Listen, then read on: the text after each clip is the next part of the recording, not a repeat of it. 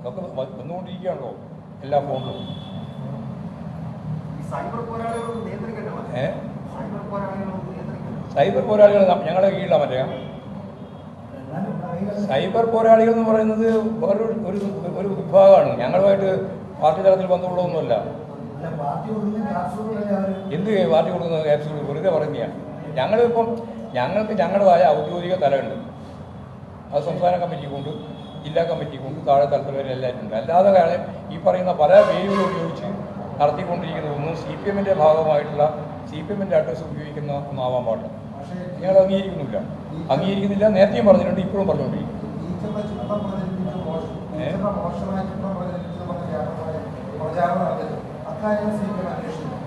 ഞങ്ങൾ ഇതൊന്നും അന്വേഷിക്കേണ്ട കാര്യമില്ലല്ലോ. അതെല്ലാം പുറത്ത് പോലീസല്ലേ അന്വേഷിച്ചുകൊണ്ടിരിക്കുന്നത്. അന്വേഷിക്കട്ടെ, അവരന്വേഷിക്കട്ടെ. എല്ലാതരം അന്വേഷണവും പോലീസ് നടത്തിക്കോട്ടെ. ഞങ്ങൾക്ക് അതിൽ യാതൊരു പ്രശ്നവുമില്ല. തെറ്റായ ഒരു പ്രവണതയെയും ഞങ്ങൾ വെച്ച് ഉറപ്പിക്കുന്ന പ്രശ്നമില്ല.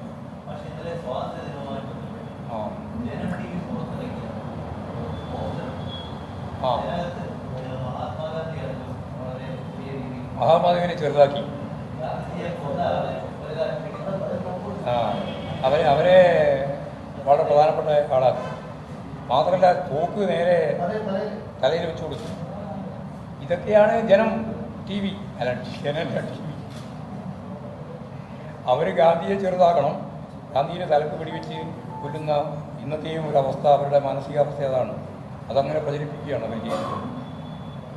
ദേശീയ സ്വാതന്ത്ര്യമൊന്നും അവർക്ക് പ്രശ്നമില്ല. ദേശീയ സ്വാതന്ത്ര്യത്തിൻ്റെ ഈ യഥാർത്ഥ അവകാശികളായിട്ട് ഇവരൊന്നും അല്ല വേണ്ടതെന്ന് അവർ പറഞ്ഞുകൊണ്ടിരിക്കുന്നവരാണ്.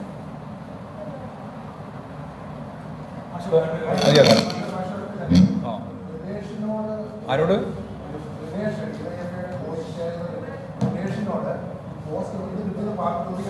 ആയില്ല. അതിനെ ചോദിക്കേണ്ടതെന്ന് ചോദിക്കും. അതിനെന്തിനാ വിഷമിക്കുന്നത്? ആരോടൊക്കെയാണോ ചോദിക്കേണ്ടത് അതൊക്കെ ചോദിക്കാം. പക്ഷേ അതെല്ലാം കൃത്യമായിട്ട് അതിൻ്റെ വിവരങ്ങൾ വരട്ടെ. ഇതിൻ്റെ ഒറിജിൻ എവിടെ നിന്നാണെന്ന് കൃത്യമായിട്ട് വരട്ടെ. വന്നതിന് ശേഷം ഇതൊക്കെ അതിൻ്റെ വഴിയെല്ലാം നമ്മൾ അന്വേഷിക്കാം. ഇപ്പോൾ ലതികേൻ്റെ കാര്യം ഞങ്ങൾ ഇപ്പോൾ അന്വേഷിച്ചില്ല. അതുപോലെ ഇതെല്ലാം അന്വേഷിക്കാം. ആര്? അതെ അതെ, അത് നോക്കട്ടെ. അത് നോക്കിയാലേ മനസ്സിലാവുള്ളൂ.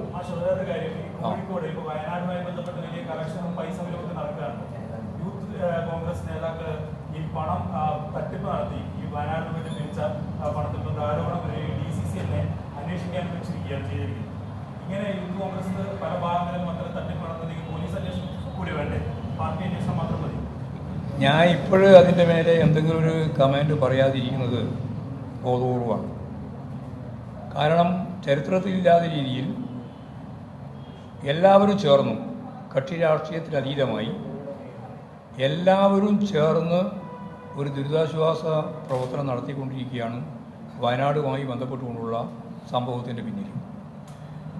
ഞങ്ങളതിലെടുത്തൊരു നിലപാടുണ്ട്.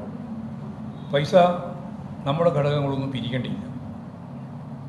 എന്നാൽ പരമാവധി പണം മുഖ്യമന്ത്രിയുടെ ദുരിതാശ്വാസ ഫണ്ടിലേക്ക് എത്തിക്കുന്നതിന് വേണ്ടി കഴിഞ്ഞ 10-11 തീയതികളിൽ എല്ലാ വീടും കയറി ഏത് അക്കൗണ്ടിലാണ് ആ അക്കൗണ്ട് നമ്പർ ഉൾപ്പെടെയുള്ള മുഴുവൻ കാര്യങ്ങളും അവരുടെ മുമ്പിൽ കൊടുത്ത് അവരോട് പണം അയക്കാൻ പറയുന്ന നിലയാണ് ഞങ്ങൾ സ്വീകരിച്ചത്. എന്നാൽ ചിലർ നല്ല രീതിയിലുള്ള പണം സ്വരൂപിച്ചിട്ടുണ്ട്. ആ പണം സ്വരൂപിച്ചതൊക്കെ എന്തൊക്കെയാണെന്ന് ഇപ്പം ഞാൻ പറയാൻ ഉദ്ദേശിക്കുന്നില്ല. അതൊക്കെ കുറച്ചുകൂടി കഴിയുമ്പോൾ നിങ്ങൾ പറഞ്ഞ പോലെ അന്വേഷണവും അതിൻ്റെ ഭാഗമായിട്ടുള്ള കാര്യങ്ങൾ അവരെന്നെ കൈകാര്യം ചെയ്യും. ഇപ്പോഴും വയനാടിൻ്റെ പ്രശ്നം വന്നപ്പോൾ ഇപ്പോൾ കോഴിക്കോട് ജില്ലയിലും കണ്ണൂർ ജില്ലയിലും ഒക്കെ ഒരുപാട് നാശനഷ്ടങ്ങൾ ഉണ്ടായിട്ടുണ്ട്. ഇപ്പോൾ മട്ടന്നൂർ, കൂത്തുപറമ്പ് മേഖലയിൽ, പേരാവൂർ മേഖലയിലൊക്കെ നിരവധി വീടുകൾ തകർന്നു പോയിട്ടുണ്ട്. അതുപോലെ തന്നെ കോഴിക്കോട് ജില്ലയിലും ചില പ്രധാനപ്പെട്ട ഉരുൾപൊട്ടൽ ഉൾപ്പെടെ ഉണ്ടായിട്ടുണ്ട്. അതിനൊക്കെ മുഖ്യമന്ത്രിയുടെ ദുരിതാശ്വാസ ഫണ്ട് ഉൾപ്പെടെ ഉപയോഗിച്ച് അവരെയും സഹായിക്കുന്നതിന് വേണ്ടിയുള്ള നിലപാട് സ്വീകരിക്കേണ്ടതുണ്ട് എന്നാണ് ഞങ്ങൾ കാണുന്നത്. വ്യാപകമായിട്ട് കേരളത്തിലുടനീളം ഉണ്ടായിട്ടില്ല, എന്നാലും ചില മേഖലയിൽ ഉണ്ടായിട്ടുണ്ട്.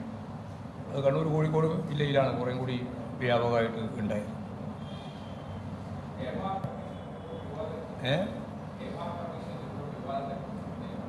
ഇത്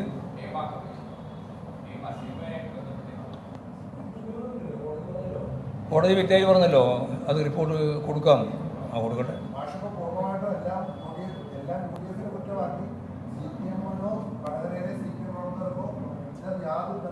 മാഷ് ഉറപ്പിക്കുകയാണ്.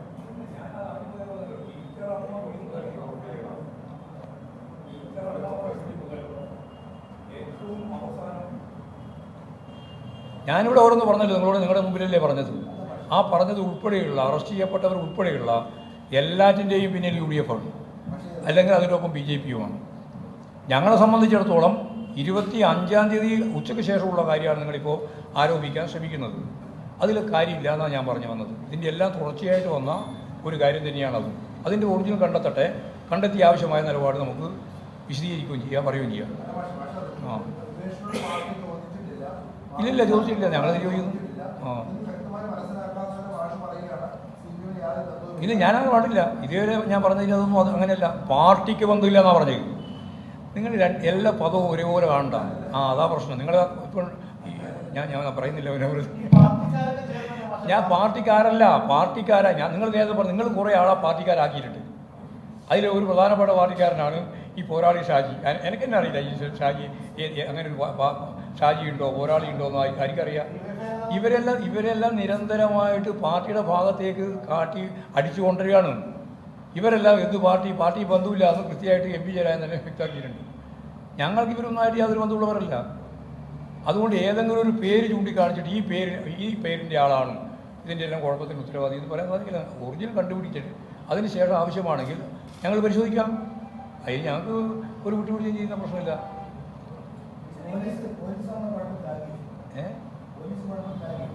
ഞാൻ അങ്ങനെയൊന്നും പറഞ്ഞില്ല. പോലീസിൻ്റെ കുഴപ്പമില്ലാന്ന് പോലീസിന് കിട്ടിയ വിവരമാണ് അവർ പറഞ്ഞത്. അവരെ പരിശോധിച്ച് പൂർത്തിയാക്കട്ടെ. ഇപ്പോൾ താൽക്കാലികമായ ഒരു ഇതല്ലേ കൊടുത്തിട്ടുള്ളൂ, മൊഴിയല്ലേ കൊടുത്തിട്ടുള്ളൂ. ഇനി അത് പൂർണ്ണമായിട്ട് കിട്ടുമായിരിക്കും. കിട്ടുമ്പോൾ വ്യക്തമാവും.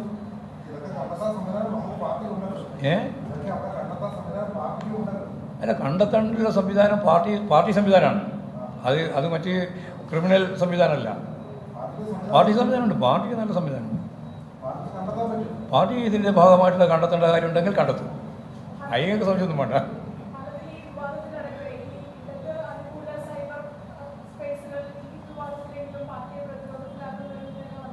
പ്രതിരോധിച്ച് അല്ല, നിങ്ങൾ മനസ്സിലാക്കേണ്ടത് പാർട്ടിയുടെ ഔദ്യോഗിക തലത്തിലല്ലാതെ വരുന്ന ഒരുപാട് ഇടതുപക്ഷം എന്ന് പറയുന്ന പോരാളികൾ എന്ന് സ്വയം വിളിക്കുന്ന അല്ലെങ്കിൽ പേരുകൊണ്ട് അങ്ങനെയായ ഒരുപാട് ആളുകളുണ്ട്. അവരെ സംബന്ധിച്ചിടത്തോളം അതിൽ ചിലപ്പോഴൊക്കെ നമുക്ക് അനുകൂലമായും പലപ്പോഴും നമുക്കെതിരായിട്ട് വരുന്നതാണ് സ്ഥിതി. അതിനെ മുഖവിലക്കെടുത്ത് പാർട്ടിയാണ് ഔദ്യോഗികമാണ് എന്ന് പറയാൻ സാധിക്കുന്നതല്ല. അതിൻ്റെ അർത്ഥം അവരെല്ലാം തള്ളിപ്പറയേണ്ടവരാണെന്ന് ഞാൻ പറയുന്നില്ല. അതല്ലേ ഞാൻ പറയുന്നത്. ചിലപ്പോൾ നമുക്ക് അനുകൂലമായിട്ടും പറയും, നമുക്ക് എതിരായിട്ടും പറയും. അത് രണ്ടും കണ്ടോളണം. അങ്ങനെ കണ്ടുവരാം. ഏത് അല്ലാതെ ഞാൻ പറഞ്ഞല്ലോ.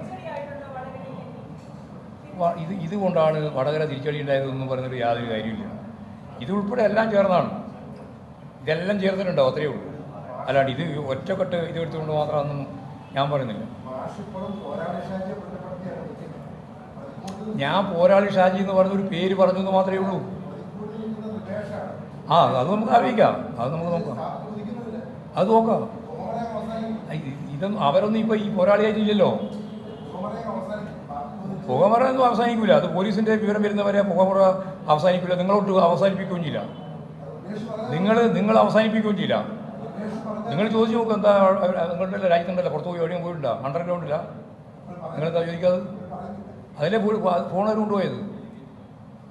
ഫോൺ ഗവൺമെൻറ് കയ്യിലില്ലേ, പോലീസിൻ്റെ കയ്യിലുണ്ടല്ലോ. അവർ നോക്കട്ടെ. അല്ല, അതിപ്പോൾ മനോരമയുടെ താല്പര്യം വെച്ചുകൊണ്ട് ഞങ്ങൾ നിലപാട് സ്വീകരിക്കില്ലല്ലോ. ഞങ്ങൾക്ക് പാർട്ടി നിലപാടുണ്ട്. ഇതിൻ്റെ അകത്ത് ഏതെങ്കിലും തരത്തിലുള്ള തെറ്റായ പ്രവണത എവിടെയെങ്കിലും രൂപപ്പെട്ടിട്ടുണ്ടെങ്കിൽ അതിന് ഞങ്ങൾ പരിശോധിക്കും, ആവശ്യമായ നിലപാട് സ്വീകരിക്കുകയും ചെയ്യും. അതിലൊന്നും വിട്ടുവീഴ്ചയൊന്നും ചെയ്യാൻ ഉദ്ദേശിക്കുന്നു.